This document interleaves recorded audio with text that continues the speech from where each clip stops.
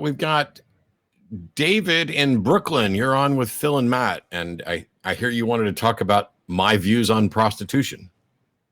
Hey, what's up, guys? I'm happy to be on here with you. I've been watching the show a lot lately. Yeah, glad to have you. I saw an episode. Yeah, thanks a lot. I saw an episode. I think the lady's name was Carolyn. She wasn't really consistent within her arguments, as I imagine it would be when you're following the Bible guidelines. You know, there's a lot of contradictions there. However, you got to this one point where you guys were talking about, prostitution, and there's nothing wrong with it. I happen to disagree with that, and I'll do my best to lay out my reasons here. Okay. Can I pause for just a second? Sure. I know you're responding to something I said, or perhaps something you think I said, and I'll be happy to chime in on this and talk about my position. But we need to be clear. So please prepare for pauses in this, so that when you define something, Phil or I can say we agree, we disagree, or there's an issue there. Okay? Okay, gotcha. Go ahead. Oh, okay. All right. So I wrote down 5 things here. One is self-value, right? Now, the idea that somebody you care about would be, you would say that, for lack of, I'm going to say priceless, right? Like they're priceless to you. You can't put a price on somebody you care about. When you sell yourself for sex, Stop, David. In prostitution, you don't sell yourself. In prostitution, you're not selling yourself. It is a service. It is not selling yourself. When you're selling your body, I guess, to be more specific. No, you're not selling your body. Yeah. So David, I have another example. Do I just get to keep her, or him, or them? You are selling the usage of your body. I mean, I get you guys want to be specific. I'm gonna, I'll do my best. But I'm gonna let Phil do this. Well, I was just going off that first comment, is that if I work for McDonald's at $10 an hour, I might be selling part of my time and part of my labor for money, but I'm not selling myself. Mm-hmm. So I'm choosing to do a certain thing, my choice, for a certain amount of money, and whatever that is, as long as nobody's getting hurt or abused or penalized, I don't know what the problem is. Yeah, I could understand that. I think that the difference, though, is that I think it's a little bit different in terms of entering a physical body. And I'll move on to my second point to try to. What if I give blood for a fee? What if I give blood? If I give, I donate blood, or I get paid for blood, or hemoglobin, or something like that, and they stick a needle in me, is that fit in your category of entering my body? Because something entered my body, it's now immoral? No, I think it's a little bit of a false equivalency there, and I'll tell you why. I'd also point out that's illegal. You're not allowed to sell organs and tissue and stuff like that. But yeah, forget the legality of it. But I think that the idea that we can compare sex to these things comes from this idea that sex can be a casual thing. It can be a casual thing. This seems to be your primary objection, because you started with this notion of self-value. I know I have friends who are sex workers. Sex work is real work. They value themselves, and some of them value themselves very much, and will charge a premium for their time and companionship. Please explain to me, would it be okay for me to pay someone to hold my hand? Yeah, I would. Okay. Would it be okay for me to pay someone to kiss me? Well, I don't know. See, I think I don't know. I wouldn't say, I'm not going to say it's not okay, but what I would say is that I think there's personal ramifications. If someone is willing, if I'm willing to give someone a $5 bill in exchange for them kissing me, and they're willing to kiss me for that $5 bill, what business is it of yours? I wouldn't say it's my business. I think people are free to do whatever they want. I'm just kind of. How could you make a case that it's immoral? How could you make a case that it's immoral or worse, should be illegal? Well, I'll tell you why. So I think that essentially, I would consider sex, a vice, much like, like food can be a vice, things like that.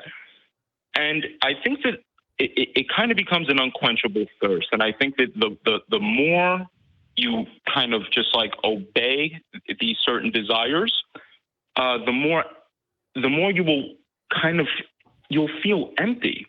I mean, that was my experience, because I used to feel the opposite. I used to be, we're all free to do whatever we want, and I'm going to have sex with as many people as I can, and I'm obeying my nature and things of this nature, and sex parties and what have you. And I came to find that it's never enough. The desire becomes it's like this unquenchable thirst, and it leads to like a feeling of emptiness. Yeah. I mean, okay. You guys get where I'm coming from? You need to speak to an actual counselor with an expertise in treating this, because what you're talking about is something along the lines of sex addiction, which isn't even a real thing. But the fact that you had a particular experience is independent from other people's experience and is not an argument for why something should be immoral. I have a friend who can never have a drop of alcohol because of the way their brain works. I can. We're functionally different in that respect. But what we're asking for you here is, what reason should we as a society have to hold prostitution illegal? I don't think we should. Thank you. You agree with us? And you agree with us. Well, you called in.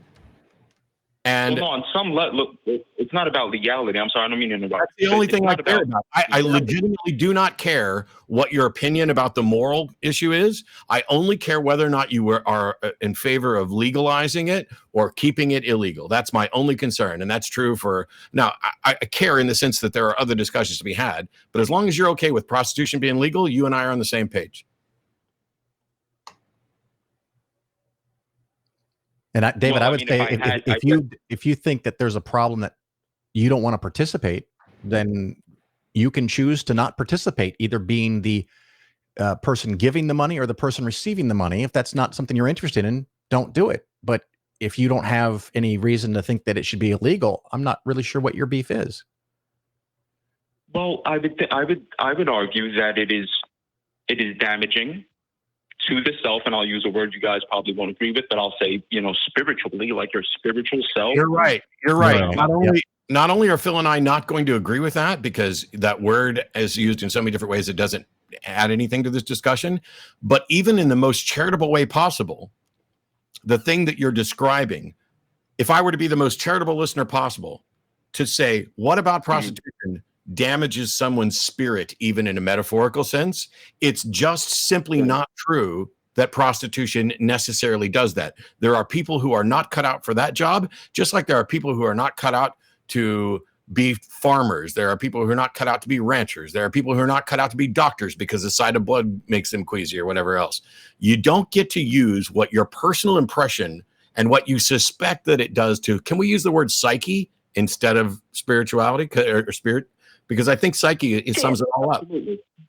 So prove that engaging in prostitution causes damage to the psyche. Not that it can, because certainly it can for individuals, just like seeing blood can cause damage to the psyche for different individuals. Prove that it does to an extent that we should just declare this as a universal bad thing and not allow it. Well, would you say, I guess to do that, I'd have to start citing statistics. I mean, statistically, would you say that prostitution has done more good or wrong? I'm sorry, not wrong. I mean, more good or harm. So statistically, first of all, it would be nice to cite statistics. It'd be nice if you actually talked to some actual sex workers, but you can't compare apples to oranges. We have to look at where prostitution is legal and well regulated, and those individuals are protected. Is it doing more harm than good? I don't know. Did you bring any data? Because my position here is not about whether it does more harm than good. My position is that as a matter of individual freedom, this should be permitted.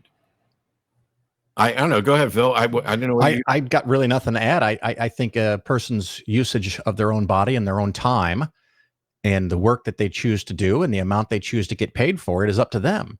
As long as it doesn't infringe on anyone else's safety, whatever. It's and of course, if you don't think there should be any laws to make it illegal, then again, I'm kind of stuck at what is the disagreement that we have that has value? It's just starting to sound like you have a personal problem with it, and you can't seem to put together an argument of why everybody should agree.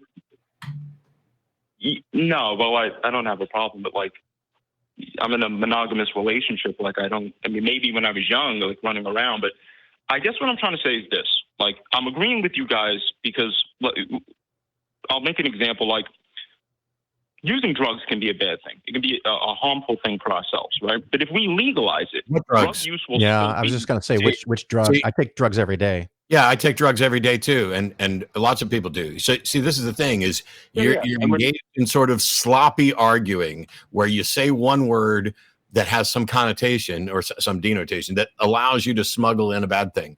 First of all, drugs aren't bad. Drugs can have a negative effect on some people in some circumstances, and that's why I'm not in favor of legalizing everything. I think we still need some regulation, but like, I think weed should be legal. And perhaps more than alcohol. Yeah, listen. Yeah, so guys, I agree. What drug are you worried about? Listen, I'm not as experienced as, so like, you know, I get that I need to try to be more specific.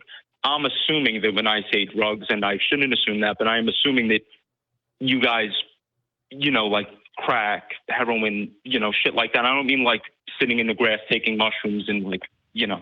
Oh, wait, no. Because now I figured you're going to go with, you know, alcohol or weed or whatever. But you're like okay with mushrooms. You're okay with sitting out and taking strong hallucinogens that alter somebody's mind. But you suspected that we just automatically know you just meant crack and heroin. Well, I mean, you guys consider mushrooms and like you consider that bad. I wouldn't think you would. I don't have a personal problem with it. But what we're talking about, I don't think mind expanding, like, I think there are good drugs and there are bad drugs. I don't think mind expanding drugs are a bad thing. You do realize, what does mind expanding mean? Does my head swell? What does that mean? I think you guys know what I mean, but I think you guys. I actually genuinely don't. I've never taken drugs of any illegal kind. I think David, you may be right. I think David, you may be right that we know what you mean. The purpose in us asking this is to get you to be clear, because you're starting to sound rather confused. And by asking these questions, we are trying to help you sound less confused. So when you say something like drugs are bad, okay, I need something more than a bumper sticker and an assumption that we know what we're talking about. But you called in about prostitution. So why are we talking about? I'll go in with, because I was trying to make a simple comparison, but you guys kind of jump all over me, and I get it, but I'm trying my best to work my way through it. Yeah. The problem here, David, is that the analogy you tried to make, let me break it down for you. Bad things are bad, okay? That was your analogy. You went to drugs and you did it in a general sense. And then of course I don't mean mind expanding drugs, and I don't mean this. I just mean the bad drugs. So that makes your argument, bad drugs are bad. And this is supposed to be analogous to prostitution. How and why? Okay. So the point that I was trying to make is that if you legalize bad drugs, all right, the very act of legalizing it would do away with a lot of the problems that come from it being illegal, let alone the drug itself will become a problem. Like, I don't know anyone with a healthy. I don't know how this is relevant to prostitution. In order for this, I think what this is actually an argument for legalization of prostitution. Yeah, because in order for this to be analogous, you would have to have made the case that prostitution is bad, and you haven't even started to do that. You just think it's bad. Well, no, I mean, it's kind of hard. You guys really kind of like interrupt me every time I say something. So that's a lie. I'll retract that. That's not true. We are asking clarifying questions, which is what I pointed out at the beginning. I'm wanting to know why you think prostitution is bad, so much so that you think you can just do a direct analogy to it's roughly the equivalent of bad drugs. So make the case for bad prostitution is bad, or I'm moving on. Okay. I would argue that it is damaging to the psyche because I think it is an extreme. What you think that it is. What you think is irrelevant. Do you have evidence that it is damaging to the psyche, and in a way that we should make it illegal? Not just it damage some person's psyche, but it is likely to damage the majority of people's psyche who interact with it. Do you have any evidence for that?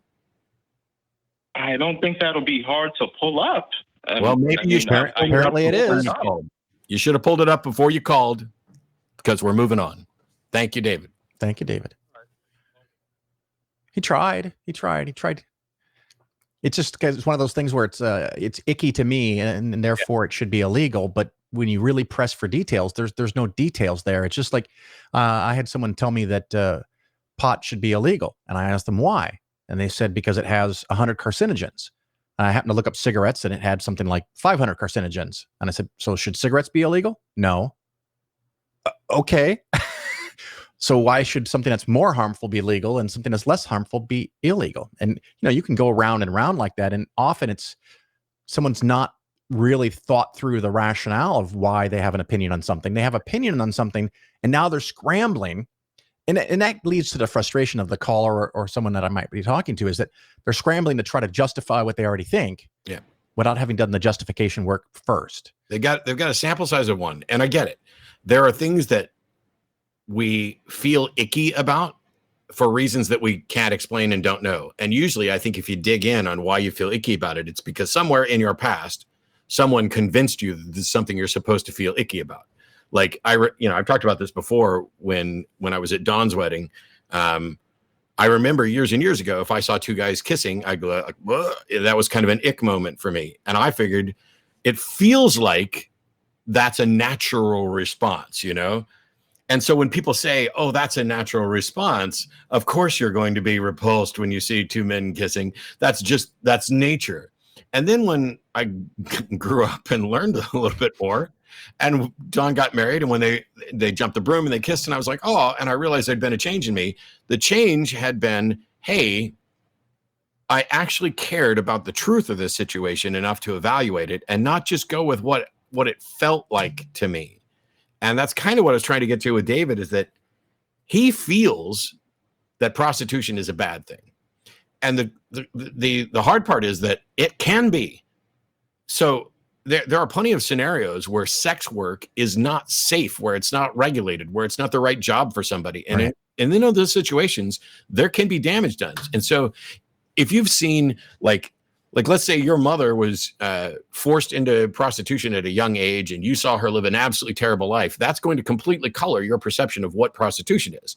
But that is not an accurate comparison of what your mom experienced or what somebody else experienced. It's not an accurate comparison to legalized, properly regulated sex work. And the fact that he was willing to maybe put a kiss for money in there. It's like, I don't know how many schools and churches have had kissing booths over the years. Yeah. There's other jobs, especially right now, that you could have. For example, you might work in a meat processing factory. Yeah. Being a prostitute might be a lot safer.